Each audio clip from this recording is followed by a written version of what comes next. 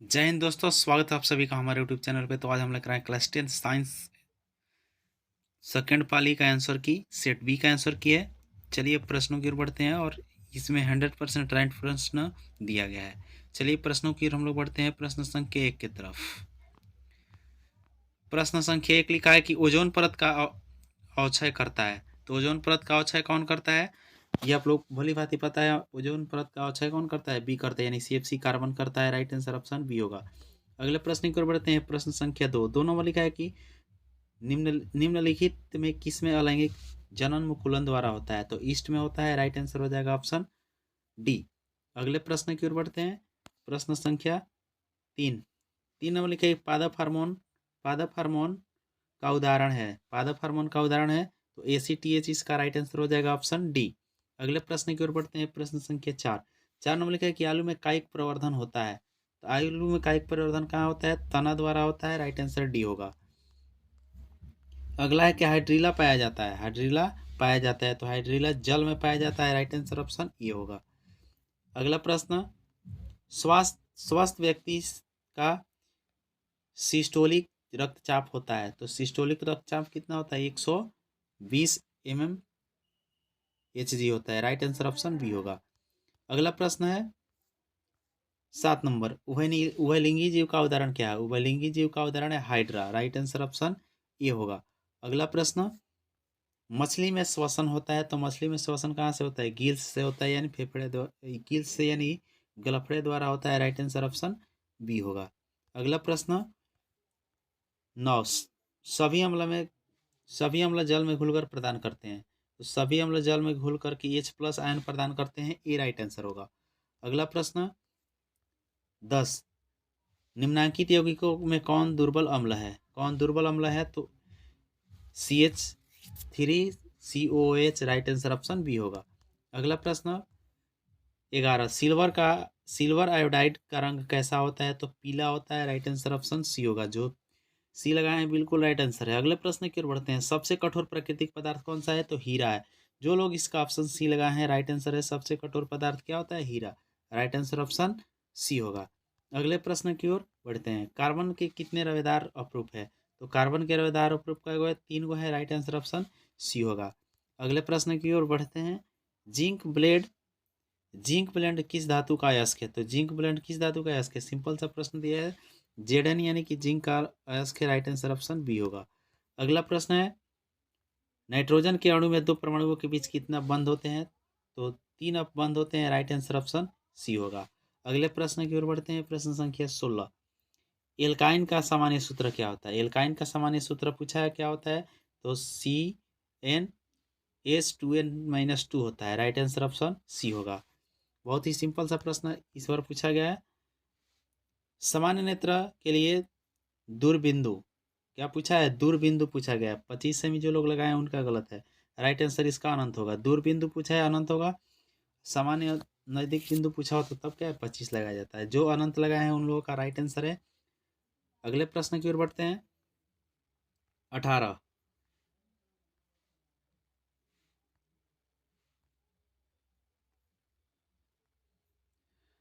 Number लिखा है कि यदि किसी बीम का प्रतिबिंब आवर्धन ऋणात्मक हो तो उसका प्रतिबिंब प्रकृति क्या होगी। प्रतिबिंब की प्रकृति बताना है क्या होगी।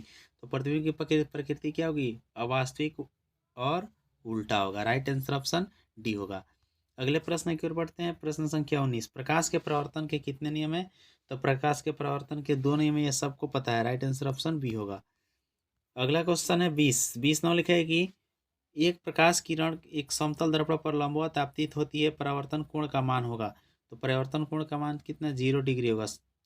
दर्पण कौन सा का है, समतल दर्पण का है, तो 0 डिग्री होगा। राइट आंसर ऑप्शन डी होगा।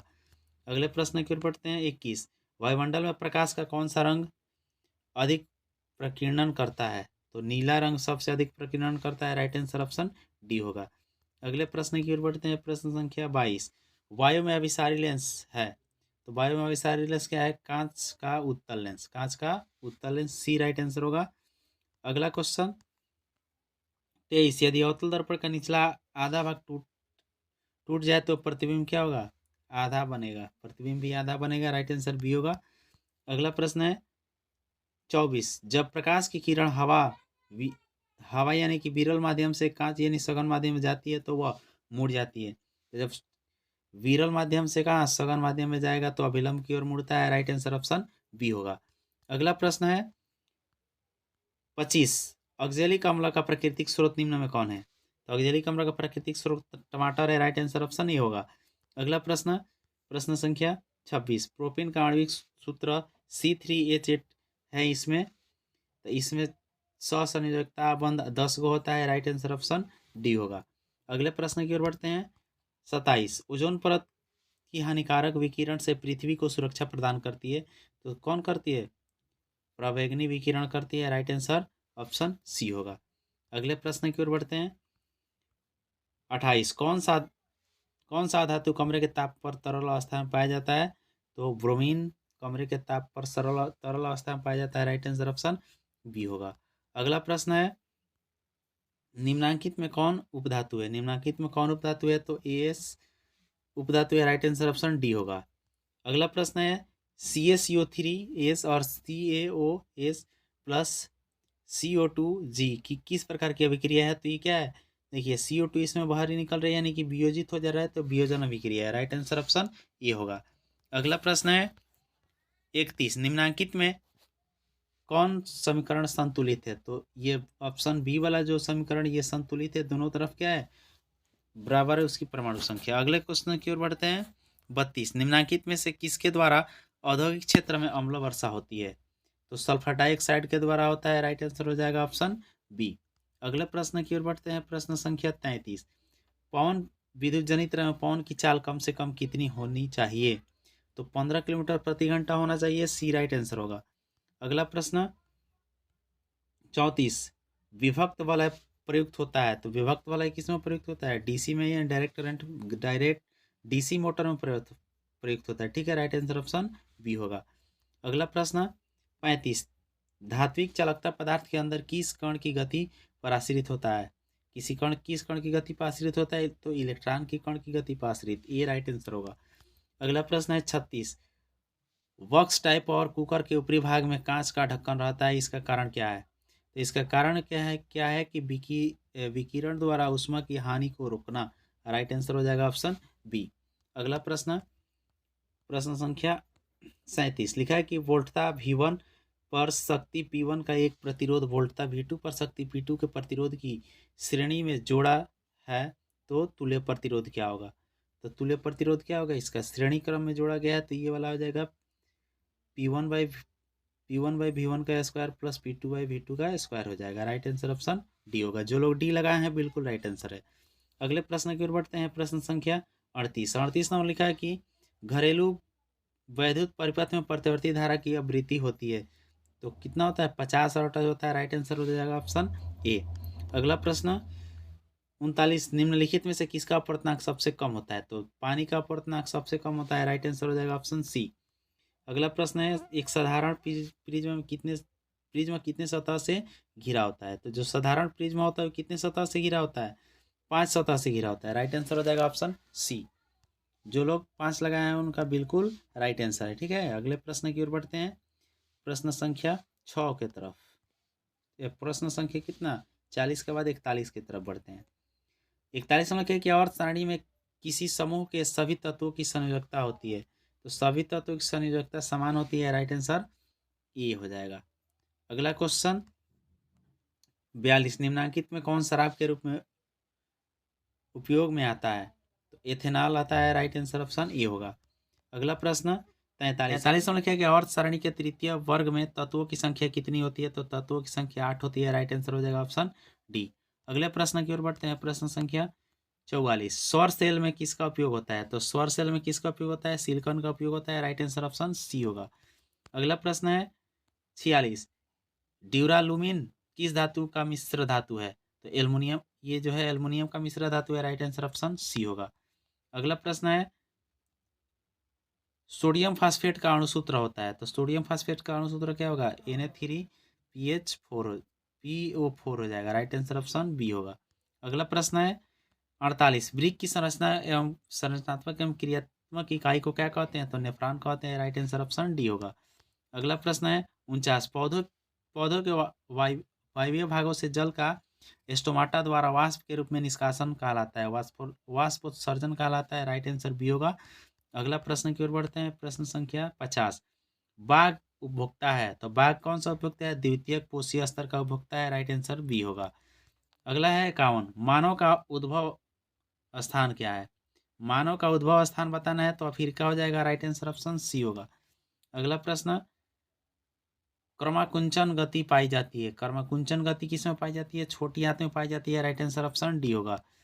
अगला प्रश्न, खुला परिवहन तंत्र पाया जाता है, तो खुला परिवहन तंत्र तितली में पाया जाता है। राइट आंसर ऑप्शन बी होगा।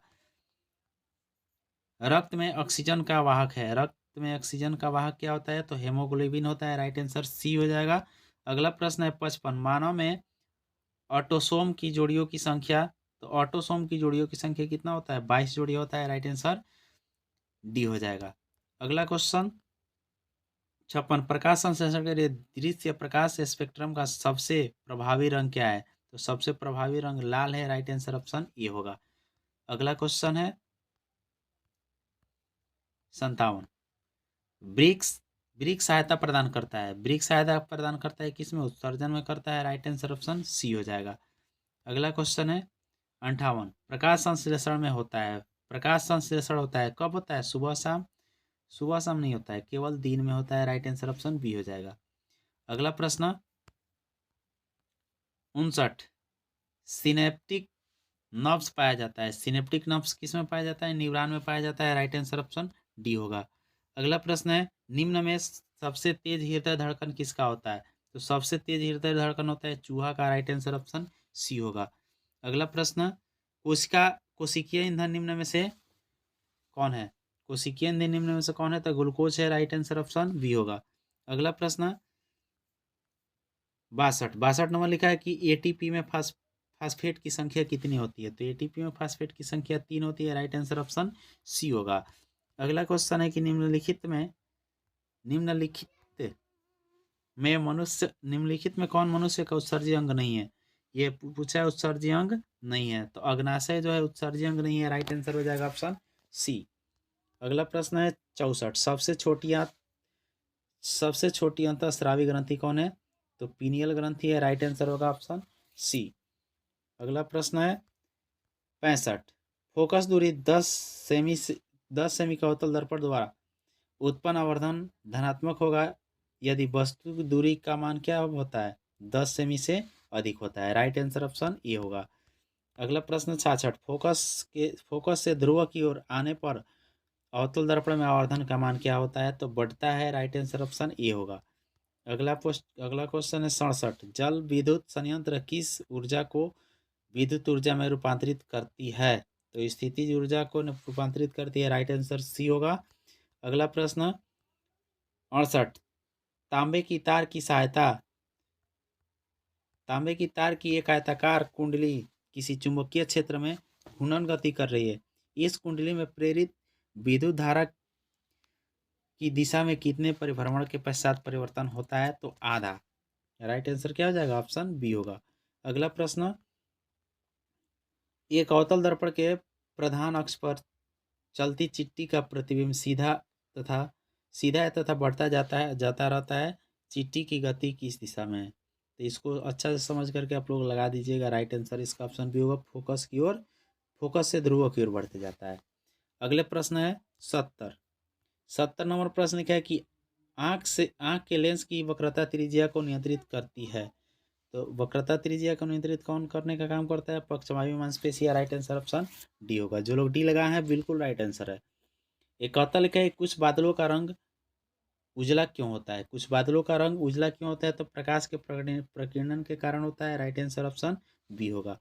अगला प्रश्न की ओर बढ़ते हैं 72। प्रतिरोध का एसआई मात्रक क्या होता है? तो प्रतिरोध का एसआई मात्रक ओम होता है। राइट आंसर ऑप्शन सी होगा। अगला प्रश्न है किलोवाट घंटा मात्रक है, यानी किलोवाट घंटा किसका मात्रक है? ऊर्जा का मात्रक है। राइट आंसर ऑप्शन ए होगा। अगला क्वेश्चन है कि मानव की आंख में प्रवेश करने वाले प्रकाश की मात्रा को नियंत्रित किया जाता है, यानी किसके द्वारा किया जाता है? तो परितारिका के द्वारा किया जाता है। राइट आंसर डी हो जाएगा। अगला क्वेश्चन है 75। कौन सा परंपरागत ऊर्जा स्रोत है? तो कौन सा परंपरागत ऊर्जा स्रोत है? भूतापीय ऊर्जा स्रोत है परंपरागत ऊर्जा स्रोत। अगला प्रश्न 76, किसी कोष में इलेक्ट्रॉनों की अधिकतम संख्या कितनी होती है? तो 2n² होता है। राइट आंसर हो जाएगा ऑप्शन सी। अगला प्रश्न है 77, कौन सा हाइड्रोकार्बन सबसे तरल यौगिक है? तो मीथेन हो जाएगा इसका राइट आंसर ऑप्शन ए। जो लोग ये लगाए हैं बिल्कुल राइट आंसर है। अगले प्रश्न की ओर बढ़ते हैं। 78 लिखा है कि निम्न में से किस धातु का गलनांक सबसे कम होता है? तो एल्युमिनियम का गलनांक सबसे कम होता है। राइट आंसर हो जाएगा ऑप्शन डी।